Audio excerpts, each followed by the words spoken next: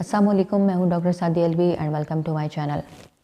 आज हम बात करेंगे खुबानी के हवाले से कि खुबानी का इस्तेमाल करना, जो फ्रेश खुबानी है वो कितनी मुफीद है और खुबानी इस्तेमाल करके आप किन किन मसाइल से जो है वो आप उनसे निजात पा सकती हैं, स्पेशली हमल के दौरान। खुबानी का इस्तेमाल करना काफ़ी ज़्यादा मुफीद है। इस हवाले से काफ़ी सारे मिथ्स हैं कि खुबानी की तासीर गर्म होती है, इसको हमला ख़वातीन को नहीं देना चाहिए और खुबानी खाना मुफीद नहीं है। लेकिन आज हम इसी जो है वो गलत फहमियों को दूर करेंगे कि खुबानी का इस्तेमाल करना कितना मुफीद है। खुबानी के अंदर विटामिन ए पाया जाता है।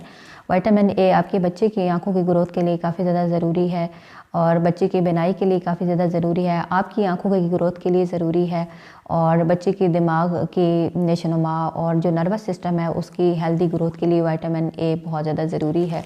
क्योंकि विटामिन ए के जो सप्लीमेंट है वो आप नहीं ले सकते, क्योंकि विटामिन ए की कोई टैबलेट या कैप्सूल फॉर्म में अगर आप लेंगी तो आपके हमल ज़ाय होने के ख़तरात बढ़ जाते हैं। तो विटामिन ए लेना भी ज़रूरी है, मेडिसिन के ज़रिए आप ले नहीं सकती। तो सबसे सेफ़ तरीका ये है कि आप ऐसे फ्रूट्स खाएं जिसमें विटामिन ए पाया जाता है। इसके अलावा इसमें विटामिन ई पाया जाता है। तो खुबानी अगर आप चाहती हैं कि आपके आने वाला बच्चा खूबसूरत हो, हेल्दी हो, गोरे रंग का हो, तो आप खुबानी ज़रूर खाएं, क्योंकि इसके अंदर जो विटामिन ई पाया जाता है ये आपके बच्चे को खूबसूरत बनाता है, गोरा बनाता है, बच्चे की स्किन को खूबसूरत बनाता है। खुबानी खा के आप खुद भी जवान रह सकती हैं, आपकी स्किन पे जो झुर्रियाँ हैं वो ख़त्म होंगी, आपकी स्किन जो है वो यंग रहेगी। इसके अलावा इसके अंदर विटामिन सी पाया जाता है। विटामिन सी आपके अंदर क़ुव्वत मदाफ़त को पैदा करता है, आपके बच्चे को खूबसूरत बनाता है।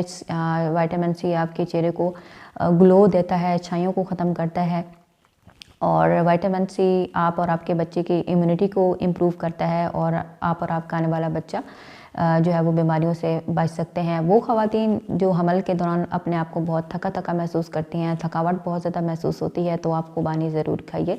खुबानी आपकी जो है थकावट को दूर करेगी और जिस्मानी कमज़ोरी को दूर करेगी। प्रेगनेंसी में बहुत सारी ख़वातीन को कब्ज़ का जो मसला वो होता है, तो खुबानी के अंदर फ़ाइबर पाए जाते हैं जो कि आपको कब्ज़ से बचाते हैं।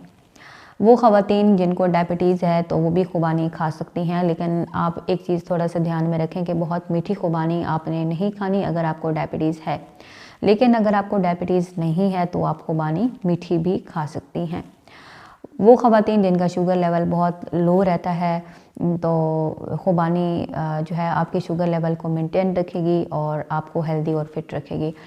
प्रेगनेंसी में हाई ब्लड प्रेशर होना काफ़ी सारे मसाइल की आपको सामना करना पड़ता है। अगर हाई ब्लड प्रेशर हो तो खुबानी खा के आप हाई ब्लड प्रेशर से निजात पा सकती हैं। अगर आपका प्रेगनेंसी में हेल्दी वेट जो है वो गेन नहीं हो रहा तो आप खुबानी खाएं, ये आपकी जिस्मानी कमज़ोरी को दूर करेगा, आपकी थकावट को दूर करेगा और आप अपने आप को जो थका थका महसूस करती हैं वो भी होगी और आप अपने आप को काफ़ी ज़्यादा जो है वो एनर्जेटिक महसूस करेंगी।